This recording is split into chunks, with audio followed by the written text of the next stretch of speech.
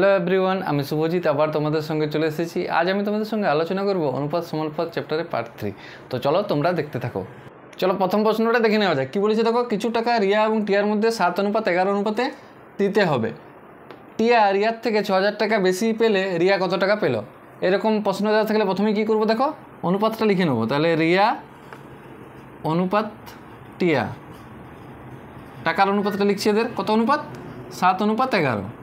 ঠিক আছে, তাহলে এখান থেকে আমরা বলতেই পারি রিয়া পাচ্ছে 7 ইউনিট টাকা, টিয়া পাচ্ছে 11 ইউনিট টাকা। তাহলে টিয়া কত ইউনিট বেশি পাচ্ছে? ডিফারেন্সটা দেখো কত হচ্ছে, 4 ইউনিটে। তাহলে 4 ইউনিট বেশি পাচ্ছে টিয়া, কিন্তু এটা আমরা বার করলাম, কিন্তু দেওয়া আছে টিয়া রিয়ার থেকে 6,000 টাকা বেশি পায়। তাহলে 4 ইউনিট কার সঙ্গে সমান? 6,000-এর সঙ্গে সমান। তাহলে 1 ইউনিট সমান 6,000, তাকে 4 দ্বারা ভাগ, তাহলে হয়ে যাচ্ছে 1,500 টাকা। ঠিক আছে, এবার দেখো রিয়া কত টাকা পেলো। তাহলে রিয়া কত ইউনিট? 7 ইউনিট পায়। তাহলে 7 ইউনিটের মান বার করলেই হচ্ছে। তাহলে 1,500 গুণিত 7, দেখো 7 15 105, তার সঙ্গে দুটো শূন্য দিয়ে দিলাম। তাহলে রিয়া কত টাকা পাবে? 10,500 টাকা পেল। চলো 2 নম্বর প্রশ্নটা দেখে নেওয়া যায়। কী বলেছে দেখো, রাম ও রহিমের আয়ের অনুপাত দেওয়া আছে 3:4 এবং তাদের ব্যয়ের অনুপাত 1:3। উভয়ের সঞ্চয় 2500 টাকা হলে রামের আয় কত? এরকম অঙ্কগুলি দেওয়া থাকলে প্রথমে কী করবো দেখো, কী দেওয়া আছে সেটা লিখে নেবো। তাহলে কী দেওয়া আছে দেখো, আয়ের অনুপাত দুজনের দেওয়া আছে। কার কার দেওয়া আছে? রাম রহিম। কত কত বলেছে দেখো, 3:4, সেটা লিখলাম। এরপর দেখো কী দেওয়া আছে, আর ব্যয়ের অনুপাত কত দেওয়া আছে? 1:3, সেটা লিখলাম। এরপর দেখো আয় থেকে ব্যয় বাদ দিলে সঞ্চয় পড়ে থাকে। তাহলে এক্ষেত্রে রামের ক্ষেত্রে সঞ্চয় কত হচ্ছে দেখো, 3 ইউনিট থেকে 1 ইউনিট বাদ দিলে হয়ে যাচ্ছে 2 ইউনিট। আর রহিমের ক্ষেত্রে সঞ্চয় কত হচ্ছে দেখো, 4 ইউনিট থেকে 3 ইউনিট বাদ দিলে হয়ে যাচ্ছে 1 ইউনিট। তাহলে সমান সমান হচ্ছে না, কিন্তু দেওয়া আছে 2500 টাকা, উভয়ের ক্ষেত্রে সমান সমান। তাহলে উপর নিচে সমান সমান করতে গেলে প্রথমেই কী করতে হবে দেখো, বাম দিকের সঙ্গে ডান দিকে সমান সমান যদি হয়ে যায় গ্যাপ, তাহলে উপর নিচে আপনা আপনি সমান সমান হয়ে যায়। দেখো আমি করে দেখাচ্ছি। বাম দিকের সঙ্গে ডান দিকের গ্যাপ কত হচ্ছে? 1 ইউনিট। নিচে বাম দিকের সঙ্গে ডান দিকের গ্যাপ কত হচ্ছে? 2 ইউনিট। তাহলে একেও 2 ইউনিট করতে হবে, তাহলে একে কত দ্বারা গুণ করতে হবে? 2 দ্বারা। ঠিক আছে, তাহলে একে যদি 2 দ্বারা গুণ করতে হয়, তাহলে একেও কত দ্বারা গুণ করতে হবে? 2 দ্বারা। তাহলে একেও কত দ্বারা গুণ করতে হবে? 2 দ্বারা।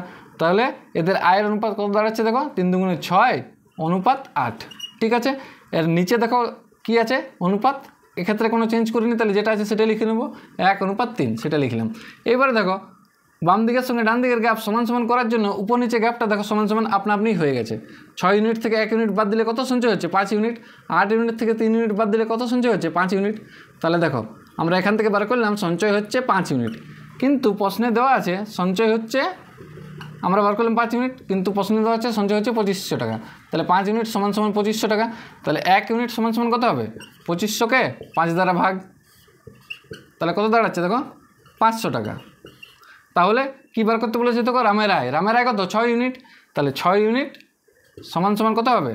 500 গুণিত 6, তাহলে কত হচ্ছে দেখো, 6×5 = 30, মানে হয়ে যাচ্ছে 3,000 টাকা। তাহলে রামের আয় হয়ে যাবে 3,000 টাকা। এটা হয়ে গেল উত্তর। 3 নম্বর প্রশ্নটা দেখে নেওয়া যায়। কী বলেছে দেখো, 504 জন ছাত্রছাত্রী বিশিষ্ট একটি বিদ্যালয়ে ছাত্র ও ছাত্রী অনুপাত দেওয়া আছে 13:11। বিদ্যালয় থেকে 12 জন ছাত্রী চলে গেলে ছাত্র অনুপাত ছাত্রী কত হবে? তাহলে কী দেওয়া আছে সেটা প্রথমে লিখে নেব, ছাত্র অনুপাত ছাত্রী কত দেওয়া আছে দেখো, 13:11। ঠিক আছে, তাহলে ছাত্র আছে 13 ইউনিট, ছাত্রী আছে 11 ইউনিট। তাহলে দুটো যোগ করে দিলে কত দাঁড়াচ্ছে দেখো, 24 ইউনিট। ঠিক আছে, আমরা বার করলাম ছাত্রছাত্রী আছে 24 ইউনিট, কিন্তু প্রশ্নে দেওয়া আছে ছাত্রছাত্রী আছে 504 জন। তাহলে 24 ইউনিট সমান সমান হয়ে যাবে 504-এর সঙ্গে। তাহলে 1 ইউনিট সমান সমান কত হবে? 504-কে 24 দ্বারা ভাগ, তাহলে দেখো 24 দুগুণে 48, 24-1-কে 24, তাহলে 1 ইউনিটের মান হয়ে গেল 21। এবারে দেখো তাহলে ছাত্র কতজন আছে? ছাত্র আছে 13 ইউনিট, তাহলে 13 গুণিত 21 হয়ে যাবে। 1 ইউনিটের মান যেহেতু 21, তাহলে 13 গুণিত 21 হয়ে গেল। তাহলে দুটো গুণ করছি দেখো, 21-কে 13 দ্বারা গুণ করছি, 210, 3-1-কে 3, 3 দুগুণে 6, তাহলে 273 জন। তাহলে 273 জন ছাত্র আছে, 273 জন, ছাত্রী আছে কত দেখো, 11 ইউনিট। তাহলে 11 গুণিত 21। এবার দেখো 11-এর সঙ্গে কোনো সংখ্যার গুণ করা সহজ, প্রথম আর শেষ সংখ্যাটা প্রথমে লিখে নিলাম, তারপর দুটো সংখ্যা যোগ করে দিলাম, 2-1-এ 3, তাহলে 231 জন। ঠিক আছে, এবার দেখো পরে 12 জন চলে গেছে, তাহলে ছাত্রী 12 জন চলে গেছে, তাহলে পরে ছাত্রী কত দাঁড়াচ্ছে দেখো, পরে ছাত্রী হয়ে যাচ্ছে 231 আছে, তার থেকে 12 জন চলে গেল, ঠিক আছে। তাহলে বিয়োগ করে দাঁড়াচ্ছে দেখো 219 জন, ঠিক আছে। তাহলে ছাত্র অনুপাত ছাত্রী কত হয়ে যাচ্ছে দেখো, ছাত্র অনুপাত ছাত্রী হয়ে যাচ্ছে 273 অনুপাত 219। এবার দেখো 3 দ্বারা কাটছি, 3 9 27, 3 1 3 অনুপাত 3 7 21, 3 3 9, তাহলে হয়ে যাচ্ছে 91 অনুপাত 73। এটা হয়ে গেলো উত্তর। চলো 4 নম্বর প্রশ্নটা দেখে নেওয়া যায়। কী বলেছে দেখো, একটি বাক্সে মোট 384টি মুদ্রা আছে। যদি 1 টাকা 50 পয়সা ও 25 পয়সা মুদ্রার সংখ্যার অনুপাত 2:3:7 হয়, তবে বাক্সে মোট কত টাকা আছে? এরকম অঙ্ক দেওয়া থাকলে আমরা কীভাবে করবো দেখো, প্রথমে কী দেওয়া আছে সেটা লিখে নেব। কী দেওয়া আছে দেখো, মুদ্রা। কী কী মুদ্রা আছে দেখো, 1 টাকার মুদ্রা আছে, 50 পয়সা মুদ্রা আছে, পিছন পয়সা, 25 পয়সার মুদ্রা আছে, ঠিক আছে। এরপর এদের কিসের অনুপাত দেওয়া আছে, সংখ্যার অনুপাত। তাহলে সংখ্যার অনুপাত কত কত দেওয়া আছে দেখো, 2:3:7। এরপর এরকম অনুপাত দেওয়া থাকলে আমরা ধরেই নিতে পারি যে 1 টাকার মুদ্রা আছে 2 ইউনিট, 50 পয়সার মুদ্রা আছে 3 ইউনিট, 25 পয়সার মুদ্রা আছে 7 ইউনিট। তাহলে টোটাল কত ইউনিট হয়ে যাচ্ছে, টোটাল 2 + 3 + 7 মানে হয়ে যাচ্ছে 12 ইউনিট। 3টে যোগ করে দিলাম, তাহলে 12 ইউনিট, এটা আমরা বার করলাম। কিন্তু প্রশ্নে দেওয়া আছে 384টি মুদ্রা আছে, তাহলে 12 ইউনিট সমান সমান কার সঙ্গে হয়ে যাবে, 12 ইউনিট সমান সমান হয়ে যাবে 384-র সঙ্গে। তাহলে 1 ইউনিটের মান কত হবে, 384-কে 12 দ্বারা ভাগ, 3 12 36, 12 2 24, তাহলে 1 ইউনিটের ভ্যালু পেয়ে গেলাম 32, ঠিক আছে। তাহলে এখান থেকে 2 ইউনিটের মান আমরা বার করতে পারি। 2 ইউনিট কত হবে, 2 × 32। এটা কিসের সংখ্যা পাচ্ছি, 1 টাকার মুদ্রা আছে 2 ইউনিট, তাহলে 2 ইউনিটের মান পেয়ে গেলাম 2 × 32, মানে 1 টাকার মুদ্রা হয়ে যাচ্ছে 64টি, ঠিক আছে। এখান থেকে কি বলতে পারি, 50 পয়সার মুদ্রা আছে 3 ইউনিট, তাহলে 3 ইউনিটের ভ্যালু কত দাঁড়াচ্ছে দেখো, 3 × 32 সমান কত হয়েছে 96। তাহলে 50 পয়সার মুদ্রা আছে 96টি, 25 পয়সার মুদ্রা আছে 7 ইউনিট, তাহলে 25 পয়সার মুদ্রার ভ্যালুটা বার করছি, 7 × 32 সমান 224। তার মানে 25 পয়সার মুদ্রা আছে 224টি। এগুলো কি পেয়ে গেলাম, 1 টাকার মুদ্রা কটা আছে, 50 পয়সার মুদ্রা কটা আছে, 25 পয়সার মুদ্রা কটা আছে, মানে এগুলো পেয়ে গেছি সংখ্যাগুলো, সংখ্যা সেটা লিখে নিলাম। এরপর দেখো এখান থেকে মূল্যটা বার করব, মূল্য বার করব। তাহলে দেখো 1 টাকা মিলে 1 টাকা গঠন করে, ঠিক আছে। তাহলে 64 1 টাকার কয়েন মিলে কত টাকা গঠন করবে, 64 টাকা। তাহলে এখানে মূল্য পেয়ে গেলাম 64 টাকা। আবার দেখো 2টি 50 পয়সা মিলে 1 টাকা গঠন করে, তাহলে 96টি 50 পয়সা মিলে কত টাকা গঠন করবে, 96-এর অর্ধেক, মানে 96-কে 2 দ্বারা ভাগ, সমান হয়ে যাবে কত টাকা, 48 টাকা, ঠিক আছে।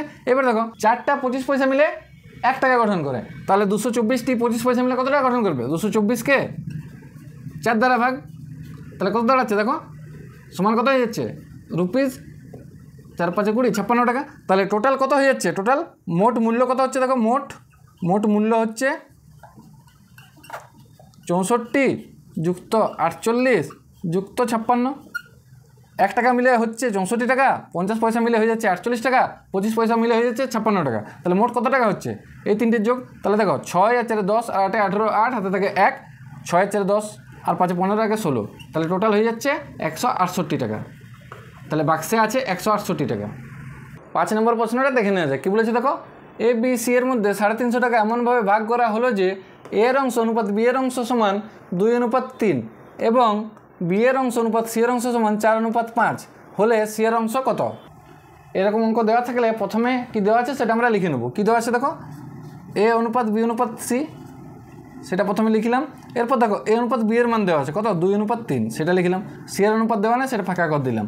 তারপর কি দেওয়া আছে দেখো, বি অনুপাত সি এর মান দেওয়া আছে কত, দেওয়া আছে 4:5, সেটা লিখলাম। এর অনুপাত দেওয়া নেই, তাহলে ফাঁকা করে দিলাম। এরপর একটা জিনিস দেখো, যেখানে ফাঁকা প্লট থাকে সেটা দখল করার চেষ্টা কে করে, তার প্রতিবেশী। তাহলে 3 হচ্ছে তার প্রতিবেশী, তাহলে 3 এখানে চলে আসবে। একই রকমভাবে তাহলে এইখানে ফাঁকা প্লট পড়ে আছে, সেটা দখল করার চেষ্টা কে করবে, তার প্রতিবেশী। তাহলে 4 এখানে আছে, তাহলে 4 এখানে চলে আসবে। তারপর দেখো এর অনুপাত কী করে পাই, এর উপর নিচে গুণ করে দিই, তাহলে 4 × 2 = 8, সেটা হয়ে গেল এর অনুপাত। বি এর উপর নিচে গুণ করে দেবো, তাহলে 4 × 3 = 12, সেটা হয়ে গেল বি এর অনুপাত। সি এর উপর নিচে গুণ করে দেবো, তাহলে 5 × 3 = 15, সেটা হয়ে গেল সি এর অনুপাত। ঠিক আছে, এইভাবে আমরা এ অনুপাত বি অনুপাত সি এর ভ্যালু পেয়ে গেছি কত, 8:12:15।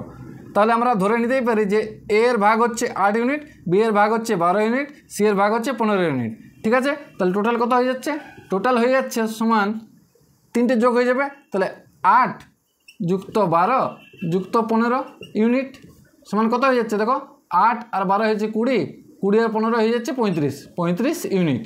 ঠিক আছে, এটা আমরা বার করলাম, টোটাল 35 ইউনিট হচ্ছে। কিন্তু প্রশ্নে দেওয়া আছে টোটাল টাকা আছে 350 টাকা, তাহলে 35 ইউনিট সমান সমান কত হয়ে যাবে, 35 ইউনিট হয়ে যাবে 350 সঙ্গে সমান তাহলে 1 ইউনিটের ভ্যালু কত হবে? 350কে 35 দ্বারা ভাগ, তাহলে 35 1 35, একটা শূন্য মানে 10 হয়ে গেল। 1 ইউনিটের মান হয়ে যাচ্ছে 10। ঠিক আছে, তাহলে সি এর অংশ কত হচ্ছে? সি এর অংশ হচ্ছে 15। তাহলে সি সমান কত টাকা পাবে? 15 গুণিত 10 সমান হয়ে যাচ্ছে 150। তাহলে সি 150 টাকা পাবে। এটা হয়ে যাবে উত্তর। চলো 6 নম্বর প্রশ্নটা দেখে নেওয়া যায়। কী বলেছে দেখো, এ ও বি এর বেতন অনুপাত দেওয়া আছে 3:5। প্রত্যেকের বেতন 200 টাকা বৃদ্ধি পেয়ে পরিবর্তিত বেতন অনুপাত হয়ে যায় 13:21। এর মাসিক বেতন কত ছিল? এরকম অঙ্ক দেওয়া থাকলে প্রথমে কী দেওয়া আছে সেটা আমরা লিখে নেব। কী দেওয়া আছে দেখো, এ ও বি এর বেতন অনুপাত দেওয়া আছে, তাহলে সেটা লিখলাম। এ অনুপাত বি, এদের বেতন অনুপাত কত ছিল দেখো? 3:5, সেটা লিখলাম। পরিবর্তিত হয়ে বেতন অনুপাত কত হয়েছে? 13:21। ঠিক আছে, এরপর দেখো প্রত্যেকের বেতন সমান পরিমাণে বেড়েছে, মানে এক্ষেত্রেও বেড়েছে 200 টাকা, এখানেও বেড়েছে 200 টাকা। তাহলে দেখো যদি গ্যাপটা সমান সমান হয়ে যায় তাহলে উত্তরটা সহজেই হয়ে যাবে। 3 থেকে 13 ইউনিট হয়ে যাচ্ছে, তাহলে কত হচ্ছে? 10 ইউনিটের গ্যাপ। 5 থেকে 21 হয়ে যাচ্ছে, তাহলে কত হচ্ছে? 16 ইউনিটের গ্যাপ। তাহলে গ্যাপ কি সমান হচ্ছে? হচ্ছে না। তাহলে সমান করার জন্য কী করতে হয় দেখো, উপরে বাম দিকের সঙ্গে ডান দিকের গ্যাপ দেখবো, নিচে বাম দিকের সঙ্গে ডান দিকের গ্যাপ দেখবো। সমান সমান যদি হয় তাহলে ঠিক আছে, নইলে সমান সমান করবো। দেখো 3 থেকে 5, তা কত ইউনিটের গ্যাপ হচ্ছে? 2 ইউনিটের গ্যাপ। 13 থেকে 21 কত ইউনিটের গ্যাপ হচ্ছে? 8 ইউনিটের গ্যাপ। তাহলে একেও 8 ইউনিট করতে গেলে কত দ্বারা গুণ করতে হবে? 4 দ্বারা গুণ করবো। তাহলে একেও 4 দ্বারা গুণ করবো, আবার একেও 4 দ্বারা গুণ করবো। তাহলে এ ও বি এর বেতন অনুপাত কত হচ্ছে দেখো? 4 3 12 অনুপাত 4 5 20। এটা প্রথমে ছিল, পরবর্তীকালে পরিবর্তিত হয়ে কত হয়েছে দেখো? 13:21। এক্ষেত্রে যেটা আছে সেটাই লিখে দিলাম, এক্ষেত্রে কোনো গুণ হয়নি, ওই জন্য যেটা আছে সেটাই লিখে দিলাম। এরপর দেখো উপর নিচে এটা করার জন্য উপর নিচে গ্যাপটা সমান সমান হয়ে গেছে। দেখো 12 ইউনিট ছিল, 1 ইউনিট বেড়ে 13 ইউনিট হয়ে গেছে। 20 ইউনিট ছিল, 1 ইউনিট বেড়ে 21 ইউনিট হয়ে গেছে। তাহলে কত ইউনিট বাড়ছে? 1 ইউনিট বাড়ছে। এটা এদের বেতন 1 ইউনিট বাড়ছে, এটা আমরা বার করলাম। কিন্তু প্রশ্নে দেওয়া আছে প্রত্যেকের বেতন 200 টাকা বেড়েছে, তাহলে 1 ইউনিট কার সঙ্গে সমান সমান হয়ে যাবে? 1 ইউনিট সমান সমান হয়ে যাবে 200 টাকার সঙ্গে। এরপর দেখো কী বার করতে বলেছে? এর মাসিক বেতন কত, মানে 12 ইউনিটের মান বার করতে বলেছে। তাহলে 12 ইউনিট সমান সমান কত হবে? 200, তার সঙ্গে 12 গুণ। তাহলে দেখো 200 গুণিত 12 হয়ে যাচ্ছে 2400 টাকা। তাহলে এর মাসিক বেতন ছিল 2400 টাকা। এটা হয়ে যাবে উত্তর। 7 নম্বর প্রশ্নটা দেখে নেওয়া যায়। কী বলেছে দেখো, একটি বাক্সে 1 টাকা 50 পয়সা 25 পয়সার মুদ্রার সংখ্যার অনুপাত দেওয়া আছে 1:2:4। ওই বাক্সে মোট 393 টাকা থাকলে মোট কতগুলি মুদ্রা আছে?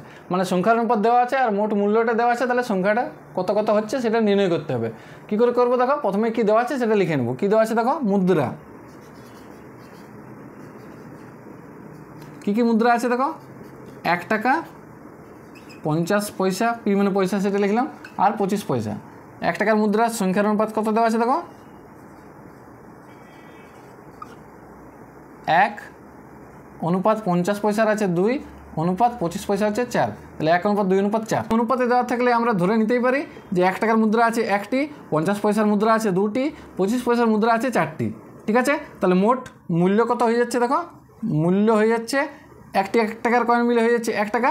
তাহলে এক্ষেত্রে পেয়ে যাচ্ছি 1 টাকা।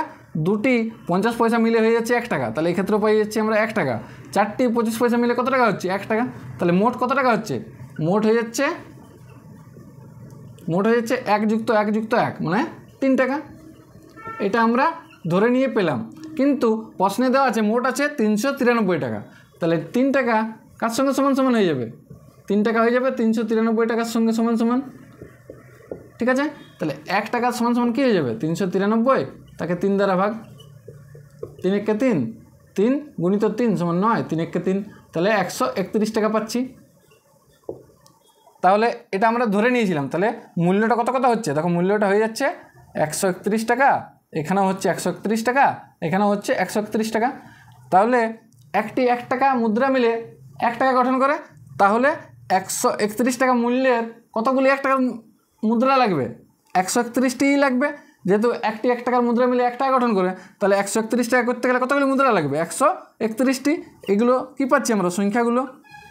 ঠিক আছে, তারপর দেখো 131 টাকা করতে হবে 50 পয়সা মুদ্রা মিলে, 2টি 50 পয়সা মিলে কি করে? 1 টাকা গঠন করে। তাহলে 131 টাকা করতে গেলে কতগুলি মুদ্রা লাগবে 50 পয়সার? এর ডবল। তাহলে 131 গুণিত 2 সমান কত হয়ে যাবে দেখো, 2 একে 2, 3 দুগুণে 6, 2 একে 2, তাহলে 262টি 50 পয়সার মুদ্রা লাগবে। আবার দেখো 131 টাকা করতে হবে 25 পয়সার কয়েন দিয়ে, 4টে 25 পয়সার কয়েন দিয়ে 1 টাকা গঠন করে, তাহলে 131 টাকা করতে গেলে কতগুলো কয়েন লাগবে? এর 4 গুণ। ঠিক আছে, তাহলে কত দাঁড়াচ্ছে দেখো, 4 একে 4, 4 3 12 2, হাতে থাকে 1, 524টি 25 পয়সার মুদ্রা লাগবে।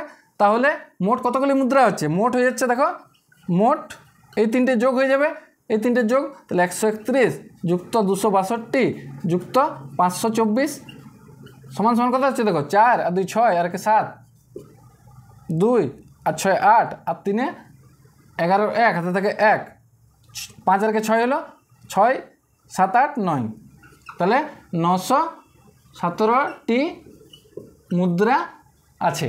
চলো 8 নম্বর প্রশ্নটা দেখে নেওয়া যায়। কী বলেছে দেখো, একটি বিদ্যালয়ে ছাত্রছাত্রীর সংখ্যার অনুপাত দেওয়া আছে 3:2। ছাত্রদের 20% এবং ছাত্রীদের মধ্যে 25% স্কলারশিপ পায়। শতকরা কত ভাগ ছাত্রছাত্রী স্কলারশিপ পায়নি? কী করবো দেখো, প্রথমে কী দেওয়া আছে সেটা লিখে নেব। ছাত্রছাত্রীর অনুপাত কত দেওয়া আছে দেখো, ছাত্র অনুপাত ছাত্রী কত দেওয়া আছে, 3:2। এরপর দেখো, এরকম প্রশ্নের ক্ষেত্রে আমরা ধরে নিতে পারি যে ছাত্র আছে 300 জন, ছাত্রী আছে 200 জন, 100 দ্বারা গুণ করে দিয়েছি। তাহলে ছাত্র আছে 300 জন, ছাত্রী আছে 200 জন, এটা ধরে নিলাম। এরপর দেখো, ছাত্রদের মধ্যে 20% স্কলারশিপ পেয়েছে। 20% যদি পায় তাহলে বাকি 80% ছাত্ররা স্কলারশিপ পায়নি, তাহলে সেটা বার করছি। স্কলারশিপ পায়নি, পায়নি বলে লিখে দিচ্ছি। পায়নি কতজন? 300 জনের মধ্যে 80%। ঠিক আছে, এটা স্কলারশিপ পায়নি। আবার ছাত্রীদের মধ্যে কতজন স্কলারশিপ পেয়েছে? 25%।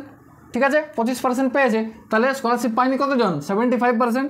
তাহলে পায়নি কত? এটার 75%, সেটা লিখলাম পায়নি করে। ঠিক আছে, এরপর দেখো, এটাকে আমরা আগে পেছনে করতে পারি। তাহলে 300% অফ 80 সমান কত হচ্ছে সেটা বার করলে হচ্ছে 100% অফ 80 মানে হচ্ছে কত? 80 নিজে। তাহলে 300% মানে কি 3 দ্বারা গুণ, তাহলে 3 × 8 = 24, 240 জন, এটা পেলাম। এবার দেখো, এটাকেও আগে পেছনে করতে পারি। 200% অফ 75 মানে কি লেখা যায়?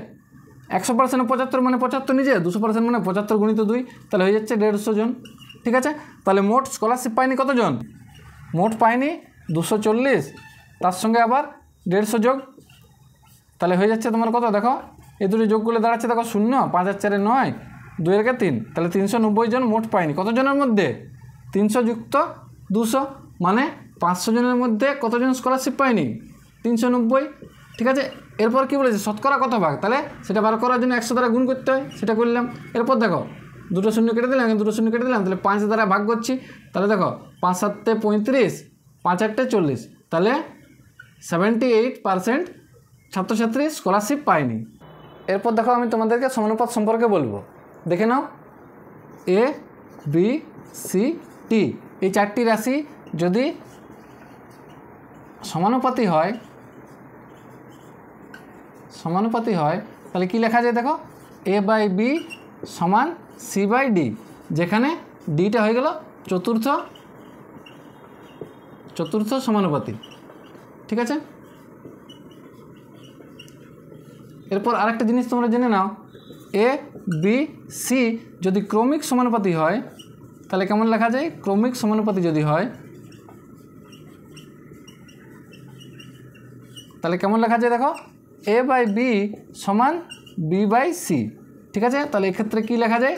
B² সমান AC। ঠিক আছে, তাহলে B সমান √AC, যেক্ষেত্রে বিটাকে কি বলা যায়? বিটা হয়ে গেল মধ্য সমানুপাতি।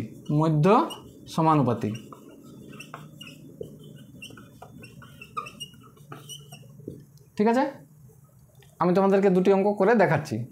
9 নম্বর প্রশ্নটা দেখে নেওয়া যায়। কী বলেছে দেখো, 3 ও 27 মধ্য সমানুপাতি কত? আমরা ধরে নিলাম মধ্য সমানুপাতিটি হয়ে গেল B, তাহলে কেমন লেখা যায়? 3 B আর 27। আর আমরা ফর্মুলার থেকে আমরা বলতে পারি যে B² সমান প্রথম সংখ্যা গুণিত তৃতীয় সংখ্যা, তাহলে 3 × 27, এটা গুণ করে কত দাঁড়াচ্ছে দেখো 81। এরপর দেখো, B এর এই পাশে স্কোয়ার আছে, তাহলে ওই পাশে গেলে কী হয়ে যাবে? স্কোয়ার রুট, তাহলে B সমান ±√81, তাহলে এটা কেমন লেখা যায়? +-9, তাহলে মধ্য সমানুপাতির মান হয়ে গেল +-9। এটা হলো উত্তর। 10 নম্বর প্রশ্নটা দেখে নেওয়া যায়। কী বলেছে দেখো, 2 + x, 8 + x, 26 + x ক্রমিক সমানুপাতি হলে x এর মান কত? আমরা একটা ফর্মুলা জানি, যখন 3টি সংখ্যা ক্রমিক সমানুপাতি বলে তখন কি করা যায়? মধ্যটা যদি আমরা স্কোয়ার করে দিই তাহলে সেটা সমান সমান হয়ে যায় প্রথমটা গুণিত তৃতীয়টা। তাহলে কেমন লেখা যায় 8 + x তার স্কোয়ার সমান সমান কী হয়ে যায় প্রথমটা গুণিত তৃতীয়টা। তাহলে 2 + x ইন্টু 26 + x। এরপর দেখো এটা আমরা সরলীকরণ করছি, a + b তার হোল স্কোয়ার আকারে ভাঙছি, তাহলে 8 স্কোয়ার মানে হয়ে যাচ্ছে 64। 2 এর পার্টটা কত হচ্ছে দেখো 2 × 8 × x, তাহলে হয়ে যাচ্ছে 16x প্লাস x স্কোয়ার সমান এই পাশে গুণ করছি দেখো 2 × 26 মানে হয়ে যাচ্ছে 52 plus 2x plus 26x plus x square. এরপর দেখো x স্কোয়ার কেটে দিলাম। এরপরে দেখো এক্সগুলোকে আমরা একদিকে আনছি, সংখ্যাগুলোকে একদিকে আনছি, তাহলে 64 52টা এই পাশে যোগ আকারে আছে, এই পাশে এলে কী হয়ে যাবে বিয়োগ আকারে, তাহলে 64 তার থেকে 52 বিয়োগ। এরপর দেখো 2x আর 26x আছে, তাহলে যোগ করলে কত দাঁড়াচ্ছে দেখো 28x। 16xটা এই পাশে যোগ আকারে আছে, ওই পাশে গেলে বিয়োগ আকারে হয়ে যাবে, তাহলে 16x বিয়োগ হয়ে গেল। এরপর দেখো কত দাঁড়াচ্ছে এই পাশে 12 সমান সমান 12x, তাহলে x এর মান কত দাঁড়াচ্ছে দেখো 1। এটা হয়ে গেল উত্তর। আজ আমি এখানেই শেষ করলাম। ভিডিওটি ভালো লেগে থাকলে অবশ্যই লাইক করো এবং চ্যানেলটিকে সাবস্ক্রাইব করো। অনুপাত সমানুপাতের চ্যাপ্টারের পার্ট 1 পার্ট 2 আমি আগেই করেছি, তো তোমরা সেগুলি দেখতে পারো।